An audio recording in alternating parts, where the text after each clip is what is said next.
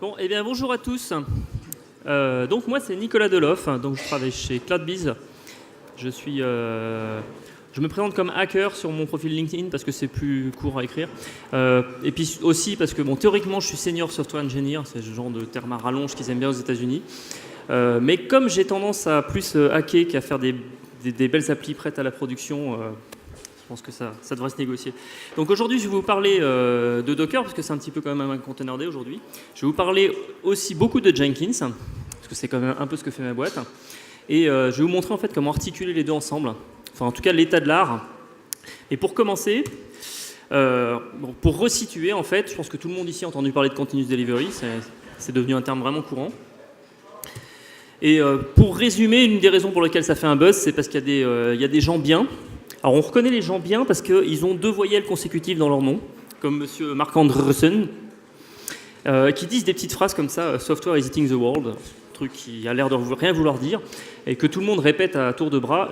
L'idée derrière cette phrase, c'est quelle que soit votre industrie, vous avez un département informatique, et ce département devient stratégique aujourd'hui.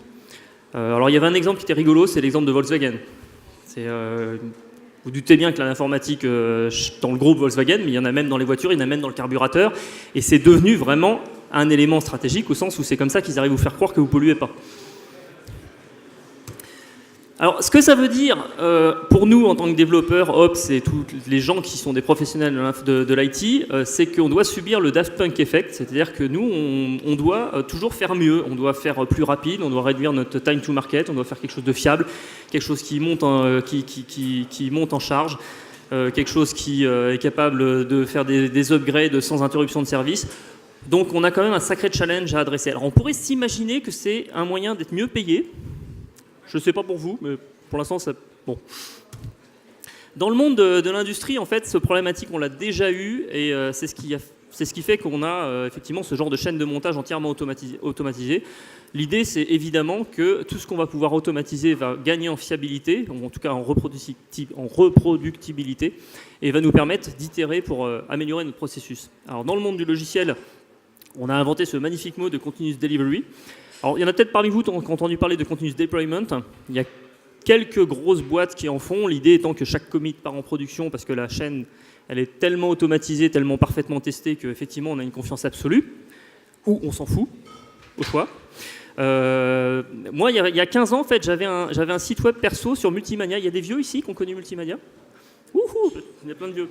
À l'époque, on faisait un FTP sur le serveur, on modifiait le index.php, c'était en prod. On faisait du Continuous Delivery. Pas très outillé, mais bon. Donc depuis, on a un petit peu amélioré le process. En fait, l'idée, c'est effectivement qu'on va identifier, on va scinder notre processus en étapes successives, de manière à être capable vraiment de le reproduire. Et l'idée, c'est que la dernière étape, la mise en production, c'est elle aussi une tâche automatisée. Par contre, le trigger lui-même va être un trigger humain, enfin une validation supplémentaire pour des questions de choisir une date de mise en service ou pour une question de vouloir valider une dernière fois avant la mise en prod.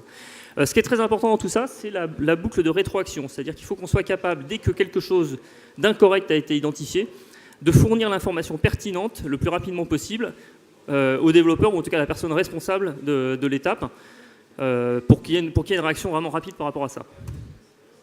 Alors on va faire un petit sondage. Je vais vous demander parmi vous qu'est-ce que vous utiliseriez comme outil pour intégrer comme ça votre gestionnaire de code source, vos outils d'analyse de code, vos outils de compilation, de build, de test, de déploiement en staging, en production, de génération de rapports en tout genre. Vous utilisez quoi ? Alors normalement, il y en a toujours un dans la salle qui gueule Travis. Alors vous n'êtes pas joueur. Alors effectivement, il n'y a pas que Jenkins dans la vie, mais pourquoi Jenkins ? Pourquoi Jenkins ? Pour une raison très simple. Alors c'est parce que l'UI de Jenkins, elle est vachement chouette. C'est pas ça. C'est parce que dans Jenkins, il n'y a aucun bug. C'est pas ça non plus. Obi-Wan Kenobi ? Non plus. Non, la raison, c'est l'écosystème de Jenkins. 10 ans de Jenkins, c'est 1200 plugins.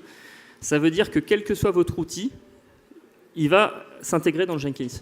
Donc en fait, vous ne vous fermez jamais de porte avec Jenkins. Ça peut des fois être un peu moche au niveau intégration. On va en voir quelques exemples d'ailleurs. Mais en tout cas, vous n'avez pas ces limites-là.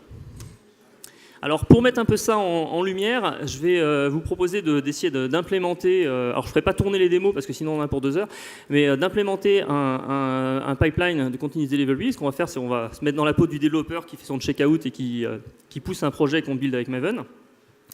On a des gens qui sont plus dans l'aspect qualification, qui vont définir des suites de tests, smoke test, acceptance test, et load test et tout ce que vous pouvez imaginer.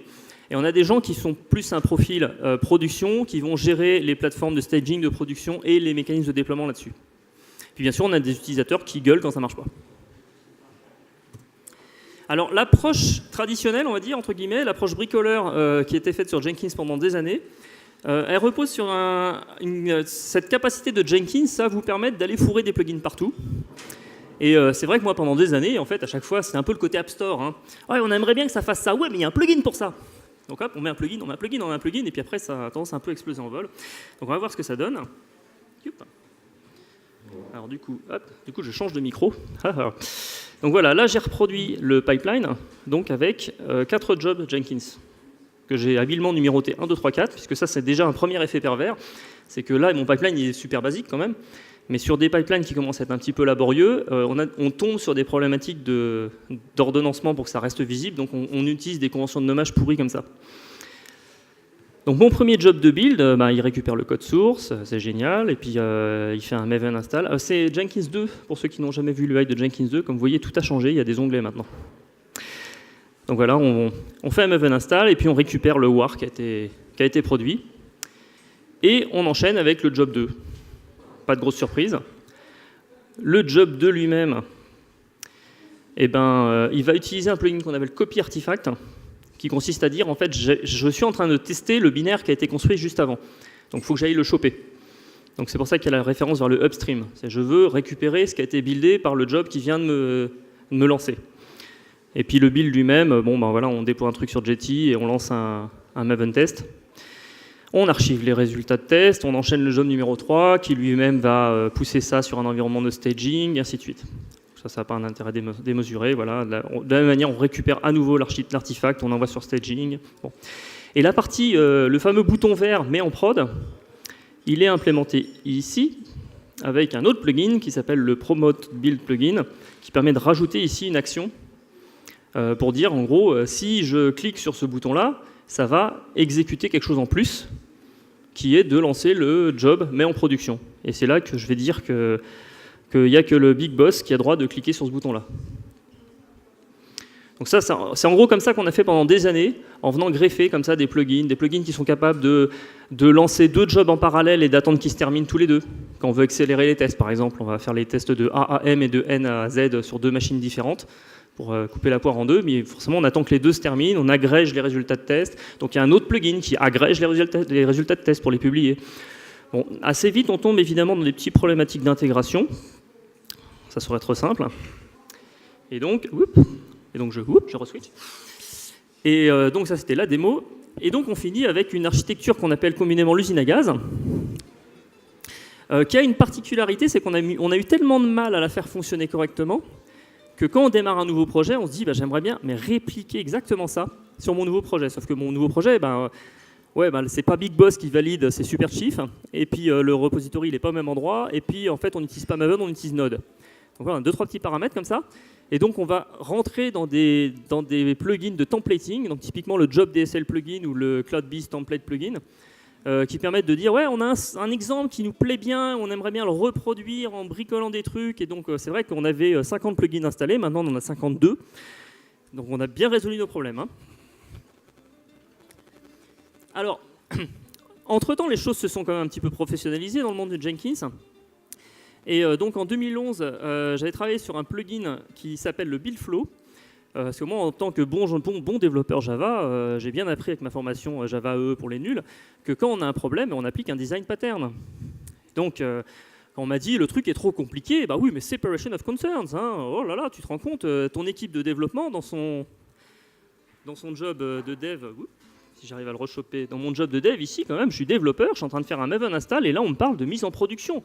Malheureux. Je ne suis pas un ops, je suis un développeur, monsieur. Je ne parle pas de production, donc voilà, on va séparer tout ça. Donc déjà, ça on oublie, ça disparaît. Je ne veux plus jamais entendre parler de cette horreur. Donc on va rajouter, en plus de nos builds, tests, deploy et ainsi de suite, on va rajouter un nouveau job, ici, Continuous Delivery. Parce que là, au moins, il sera tout seul, donc on peut lui donner un nom sympa. Et pour ce job-là, je vais utiliser un plugin qui s'appelle le Build Flow. Alors je vous le montre pour vous expliquer la logique de ce qui va suivre, hein, parce que ce plugin est déprécié depuis. On va mettre un peu plus grand, parce qu'on ne voit pas grand-chose. Hop, hop, hop, voilà. C'est à peu près lisible, là. Alors l'idée de ce plugin, en fait, c'est de créer un langage qui permet d'exprimer comment on va enchaîner nos jobs. Plutôt que d'avoir 50 plugins qui essayent de bricoler des trucs les uns avec les autres à l'intérieur des jobs, on a complètement extrait cette orchestration. Donc ici, j'ai un mot-clé qui me permet de lancer un job, mon job de build, qui me permet de lancer à nouveau un autre job qui est mon job de deploy. Donc là, il est générique, c'est-à-dire que je lui passe un environnement cible.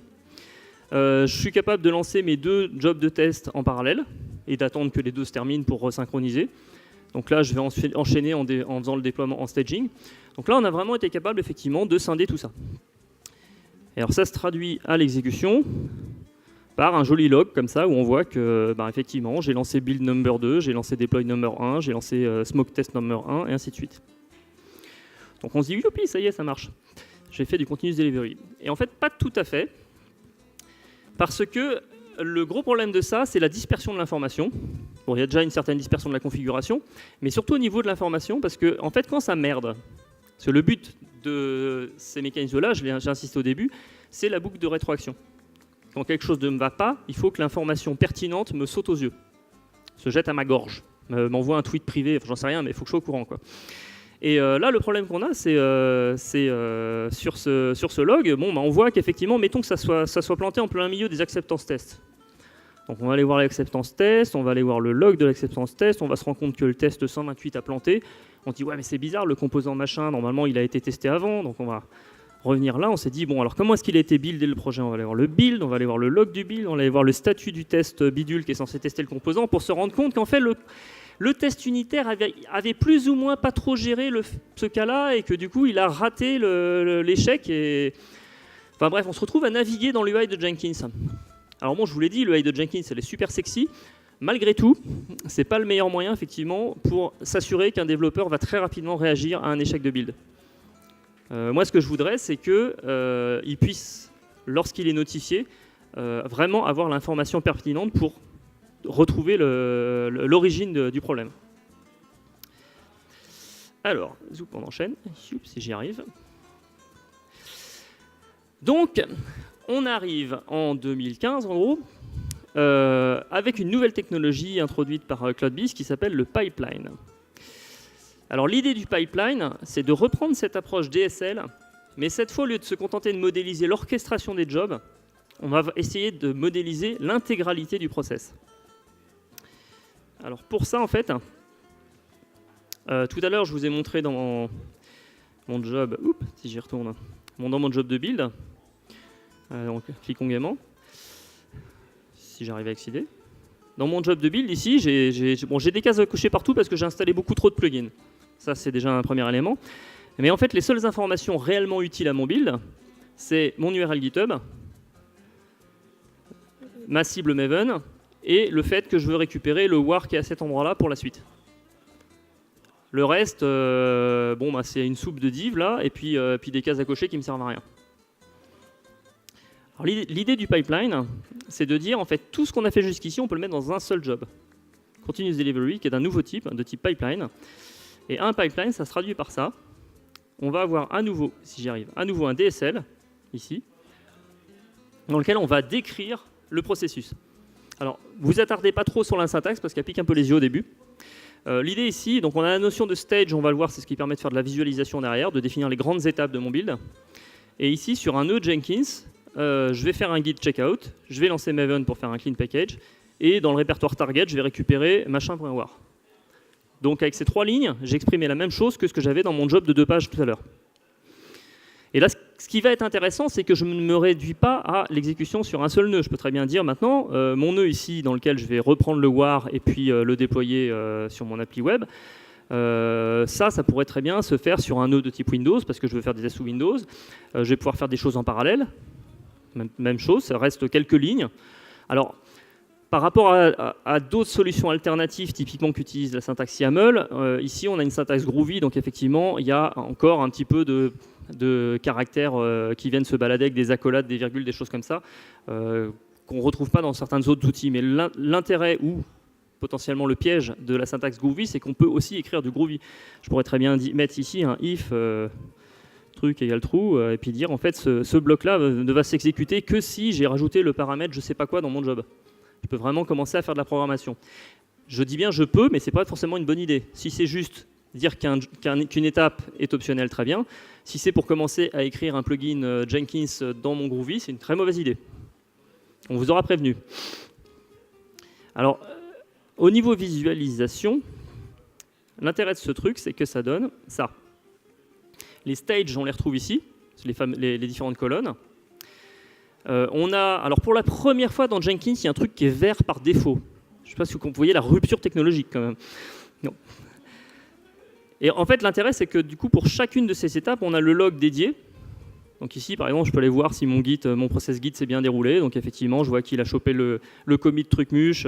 Donc typiquement, si vous avez un problème de configuration Git, vous allez pouvoir effectivement voir ce qui s'est passé en détail.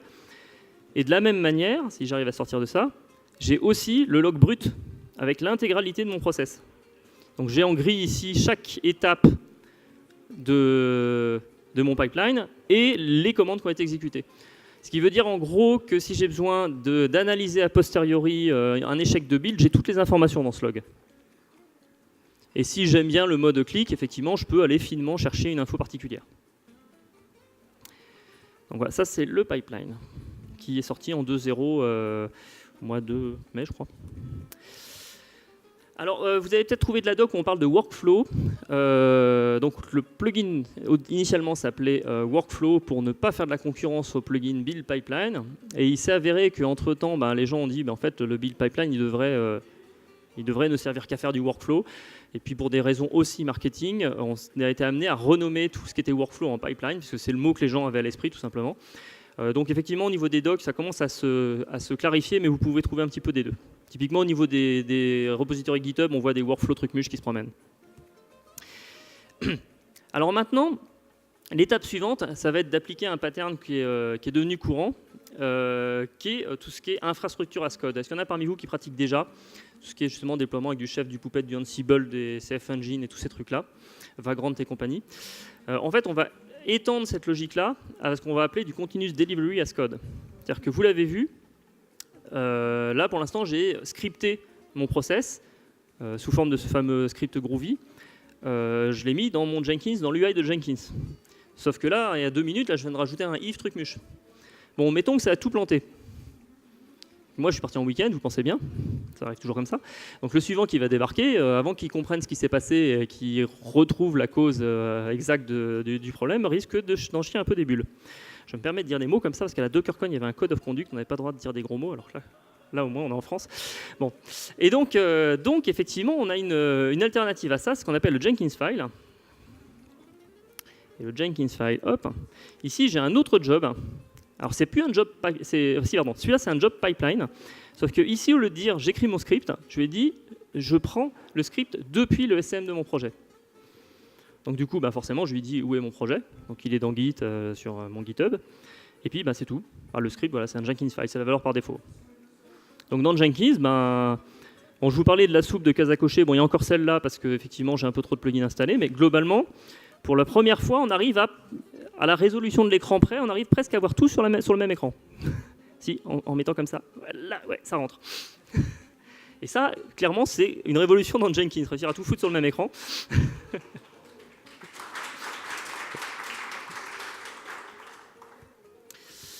Donc, le Jenkins file, en fait, du coup, on a simplement déporté la définition de notre workflow dans le SCM.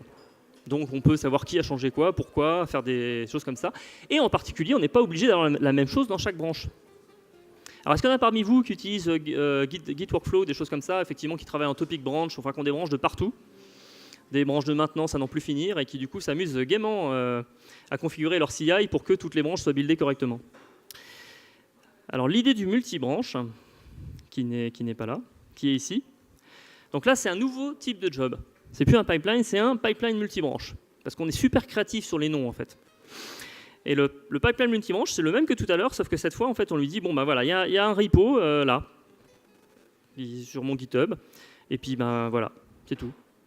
Le reste ici, c'est des cases à cocher qui se promènent, mais toute l'info est ici. Parce que ce que va faire ce job, c'est qu'en fait, il va aller indexer le repository pour voir ce qui s'est passé dedans. Et donc, il a vu qu'il y avait une branche Devox, une branche Foobar, une branche Master, une branche West France, parce que j'étais faire un tour chez West France l'autre jour. Et puis là, on peut s'amuser à en créer une. Hop, si ça marche. Ouais, le Wi-Fi marche, c'est la fête. Donc, c'est pas celui-là. C'est pas celui-là non plus. Hop, voilà. Donc là, je vais le forcer un peu. En fait, le truc est en mode... Enfin, sur un guide, ce standard, il est en mode polling. C'est-à-dire que... Oui, je l'ai démarré. Et donc là, effectivement, il voit qu'il y a une branche container qui est apparue, container size qui est apparue, et donc du coup, il m'a créé le job qui va avec, et il est en train de l'exécuter. Alors, on a un plugin pour GitHub et un autre pour Bitbucket, qui utilise directement les API GitHub et Bitbucket, ça évite de faire ce polling en fait. On va être notifié par GitHub qu'une branche a été créée, donc du coup, instantanément, il n'y a même pas ce temps d'attente en fait lié au polling.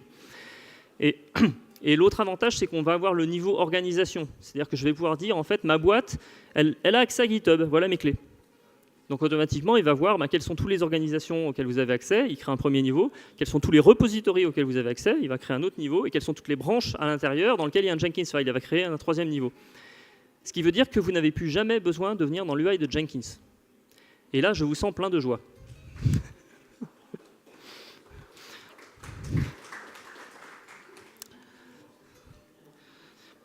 Donc mes collègues qui travaillent pour essayer d'améliorer cette UI sont excessivement contents effectivement qu'on ait cette démarche-là, parce qu'ils sont convaincus qu'ils ils font un boulot utile. Quand ils auront terminé, ça ne servira plus à rien.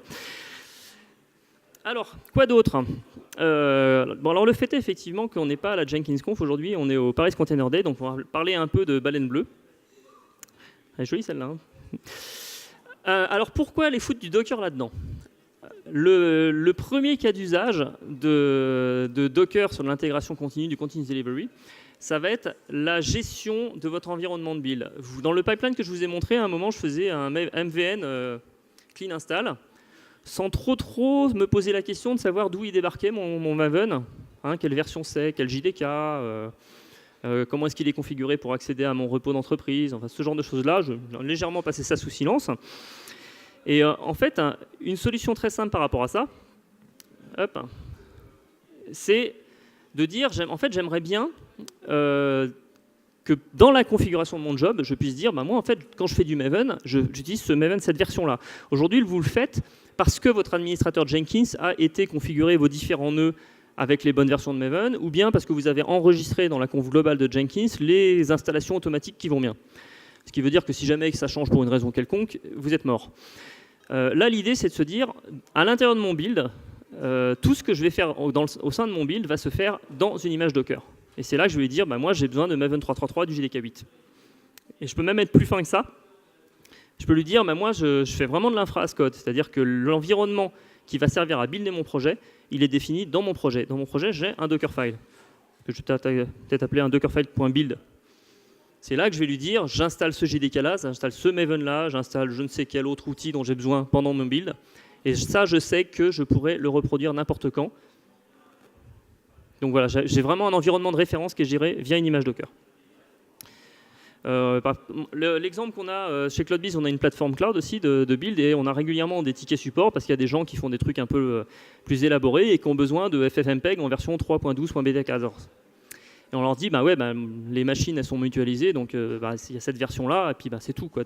Démerde-toi avec. Et c'est quand même extrêmement frustrant. Alors qu'on se dit, à partir du moment où on a accès à une image Docker, on a vraiment les mains libres tant qu'on reste sur du Linux. Enfin, on pourrait avoir du Docker Windows maintenant, puisqu'on a eu une démo ce matin.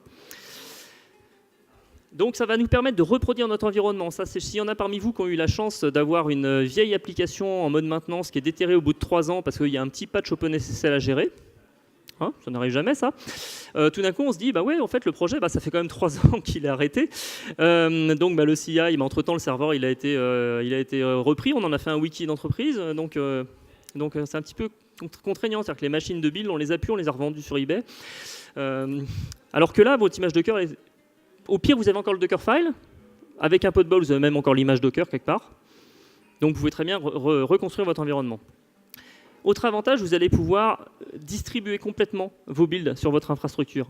C'est-à-dire qu'à partir du moment où vous buildez dans du Docker, à part si vous avez vraiment des builds qui dépendent d'une version très spécifique du noyau Linux. J'espère pas pour vous, parce que ceux-là, c'est vraiment des builds très chiants.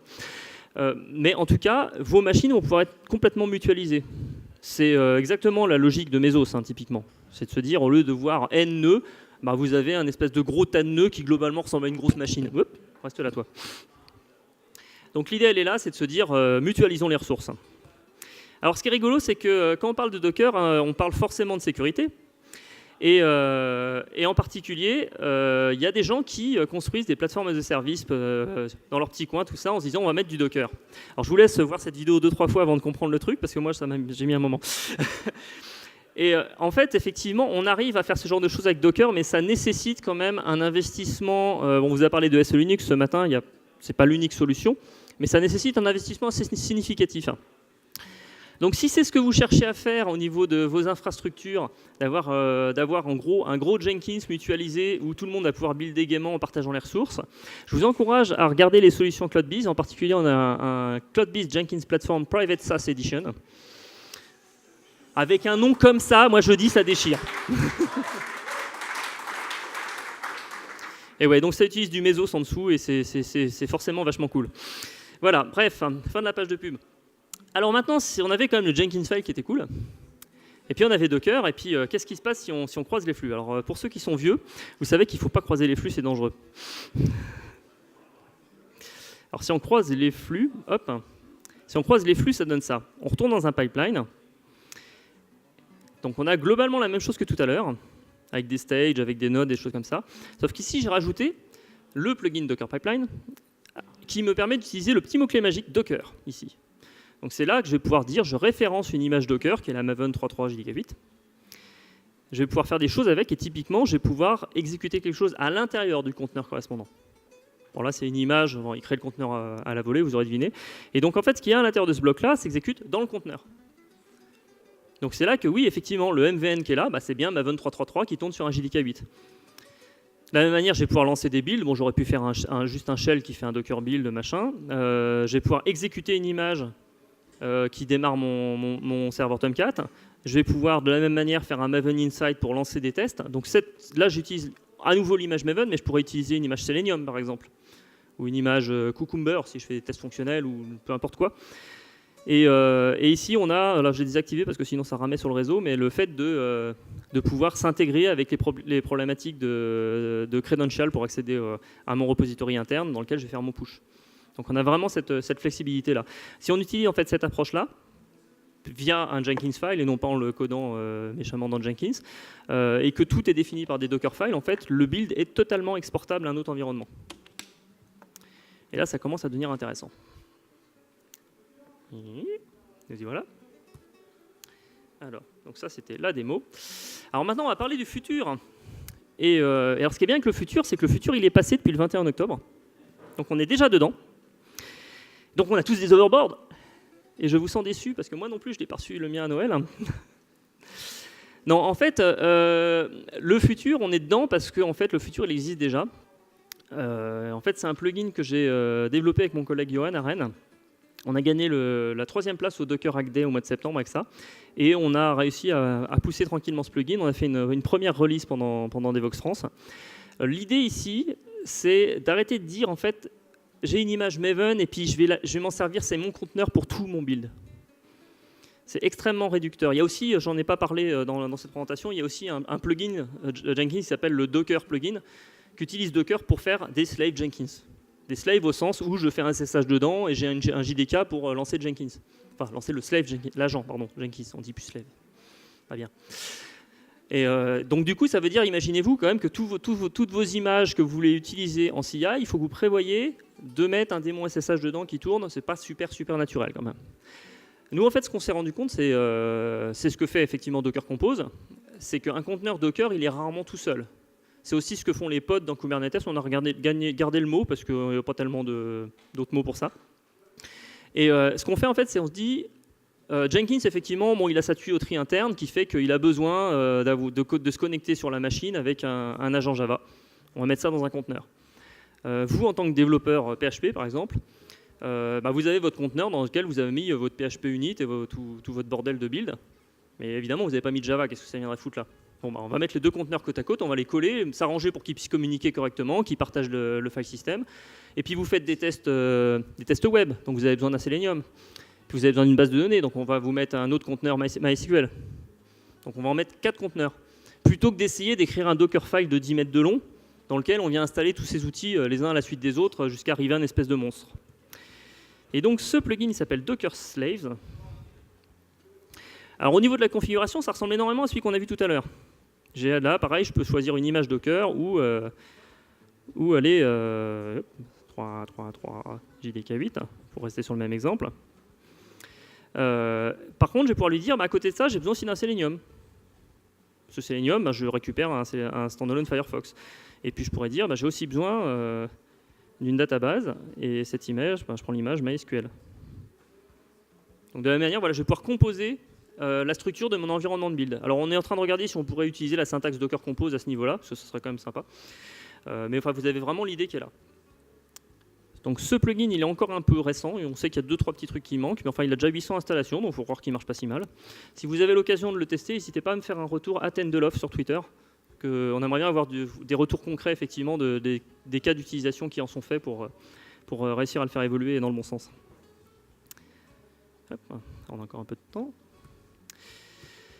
Alors, à côté de ça, moi je suis en train d'expérimenter un truc. C'est-à-dire que j'essaye de faire du CI/CD à base de Docker sans Jenkins. Alors, c'est un peu contradictoire avec la boîte qui paye mon salaire. Je vous l'accorde. En fait, l'idée, c'est toujours, voilà, c'est mon côté un peu hacker, c'est d'essayer de voir, effectivement, pousser une idée un peu comme ça pour voir jusqu'où ça mène, puis de voir si ça ouvre des portes, et puis du coup de faire évoluer les choses dans ce sens-là.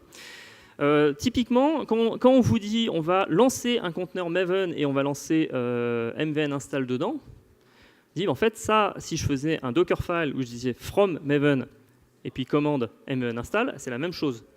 Donc en fait, plutôt que d'écrire ça dans mon Jenkins file, je crée un Dockerfile, point. Donc Docker build, Dockerfile, ça me génère une image fou. Si le build a fonctionné correctement, ça m'a buildé mon image fou, donc j'ai un war quelque part. Ensuite, je vais utiliser Docker copy, Docker CP, pour aller récupérer le binaire en question. Alors, on ne peut pas faire un Docker CP sur une image, j'ai un peu raccourci la syntaxe, mais bon, vous avez l'idée générale, qui consiste à dire, voilà, une fois qu'on a construit l'image de conteneur, il n'y a plus qu'à aller piquer le binaire qui est dedans, quoi. Une fois que j'ai le binaire, je vais dire, je vais refaire mon image de prod, celle dans laquelle j'ai pas mes sources, mes tests et tout le bordel, j'ai juste mon runtime, mon Tomcat et mon war. Donc là, à nouveau, Docker build. Donc là, j'ai avec mes prod. Ce truc-là, je le pousse sur un repository. J'ai besoin de le tester. Donc là, effectivement, j'ai besoin de combiner une base de données, un Selenium, un Tomcat et mon appli et je ne sais quoi. Et bien là, je vais utiliser Docker Compose. C'est l'outil par défaut pour se dire quand j'ai besoin de démarrer 5 conteneurs et qui communiquent entre eux et qui s'exécutent dans un certain ordre, Docker Compose up. Si le truc réussit, c'est que mes tests sont passés. Donc potentiellement, je pourrais très bien me passer de toute autre forme. Je pourrais faire un jenkinsfile.sh en fait. Au credential près. Et non, j'ai pas besoin de changer en fait. Et en fait, ce que j'ai fait, alors c'est excessivement très neuf puisqu'en fait j'ai fait ça dans l'avion en allant à la DockerCon. Donc je vous accorde que c'est encore pas très élaboré. C'est essayer de reprendre un petit peu la structure qu'on trouve sur des outils comme CircleCI, Drone, Travis, choses comme ça, où on est complètement déclaratif. Ça réduit énormément les possibilités de l'outil par rapport à un Jenkins file où on peut venir rajouter un if truc mush n'importe où. Par contre, ça canalise aussi. C'est toujours un petit peu le choix entre garder la flexibilité ou avoir des rails qui vous évitent de faire des conneries. Et l'idée ici, c'est de se dire, mon pipeline, j'ai des étapes. J'ai un premier stage, c'est mon stage de build. Et il va lancer une commande dans une image Docker. J'ai un deuxième stage, c'est un stage de packaging.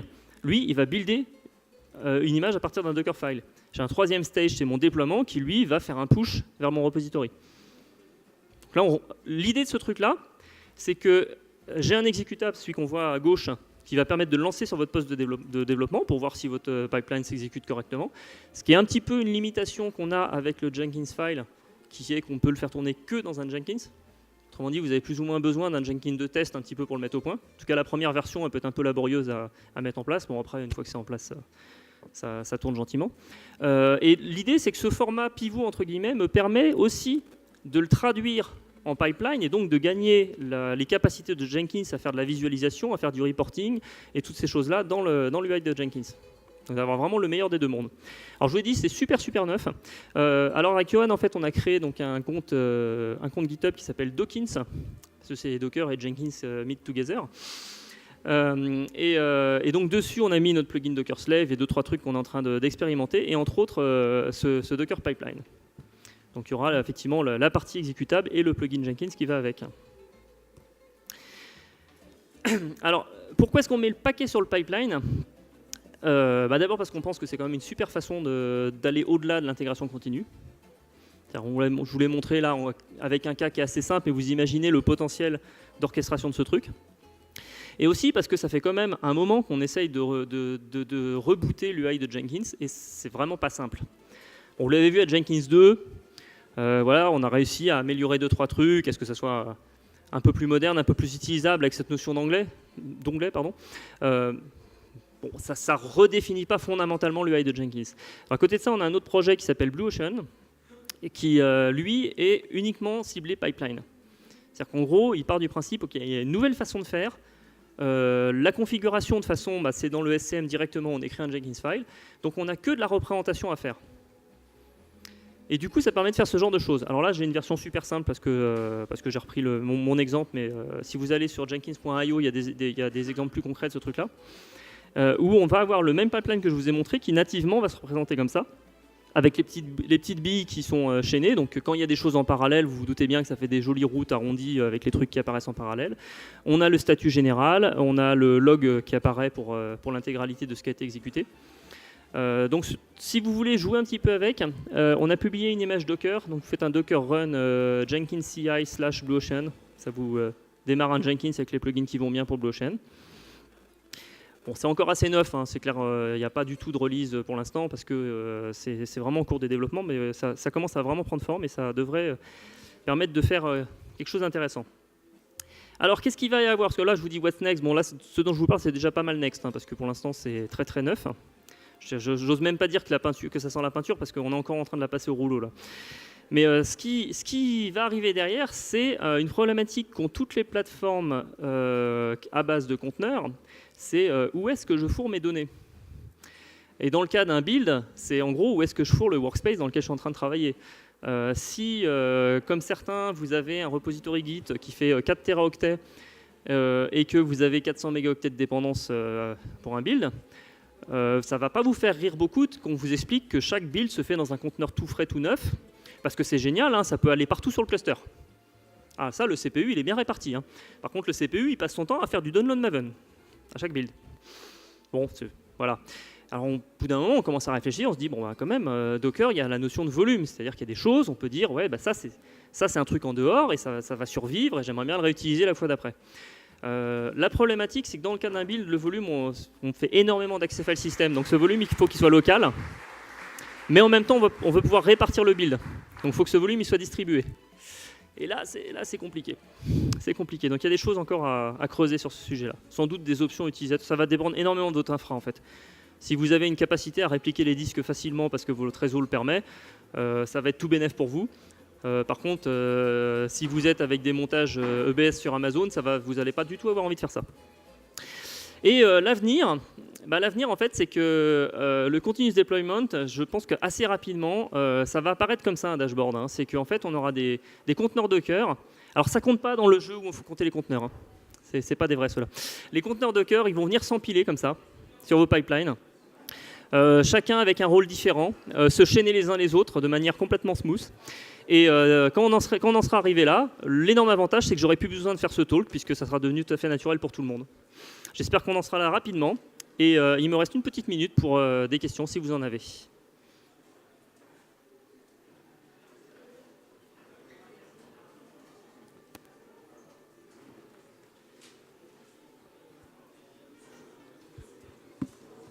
Oui, j'avais une question rapide sur slide largement avant, quand tu montrais le Docker Pipeline Plugin, quand tu croises les flux.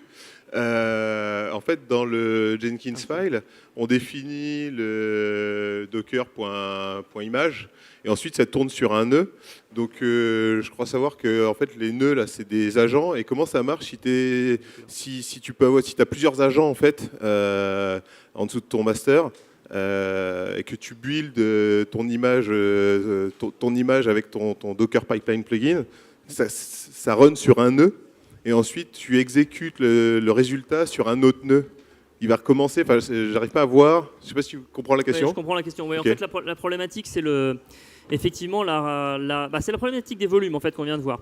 Dans le cas du Docker Pipeline, donc celui où dans le Jenkins file tu fais des docker point machin, il y a une particularité, c'est qu'il faut que le démon Docker soit local. En fait, Jenkins alloue un nœud dans lequel tu as fait ton checkout et il va monter le workspace courant à l'intérieur de ton conteneur. C'est ce qui fait que tu peux lancer Maven install dedans, parce qu'en fait, il voit le code source. Par contre, du coup, ça veut dire qu'effectivement, tu es mononœud. Si tu veux faire des choses où tu vas répartir d'un nœud à l'autre, ça veut dire qu'il va falloir que tu utilises le stash, celui qu'on avait vu un petit peu avant, qui consiste à dire, une fois que mon build est terminé, je vais stacher, je vais récupérer le war, il est stocké à l'intérieur du pipeline, et puis potentiellement sur un autre nœud, tu vas reprendre ce war-là pour faire autre chose. Et une fois que le pipeline est terminé, le fichier a disparu. C'est pas la même chose que les archives Jenkins traditionnelles où après ton Jenkins Home fait 2 teraoctets parce que tout le monde a été stocké, c'est binaire. C'est vraiment un truc qui dure juste le temps d'exécution du pipeline. C'est un peu la même chose que le git stash en fait. Si tu mets ça de côté pour un peu plus tard. Moi j'avais une petite question sur le pipeline multibranche. Oui. En fait, du coup, quand on crée une branche dans le repo, on a un job qui vient du coup se créer automatiquement. Mais si on supprime, on a aussi le job qui est supprimé automatiquement. Ouais, alors ça je ne l'ai pas montré dans la partie base de la configuration. Mais il y avait des options qui permettent de dire combien de temps les jobs survivent une fois que la branche a disparu. Mais est-ce qu'il y a un moyen, au moment où par exemple le job va être supprimé, de déclencher un trigger pour faire une commande spécifique? Je pense pas. Il y a rien n'interdirait.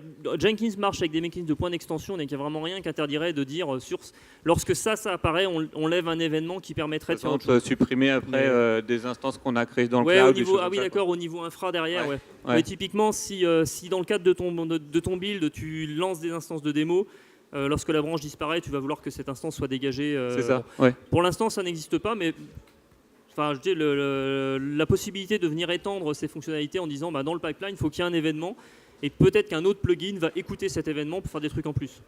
C'est vraiment pas un souci, ça.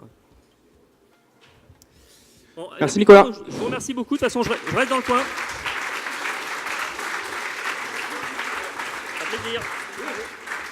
Peut-être pas tout à fait.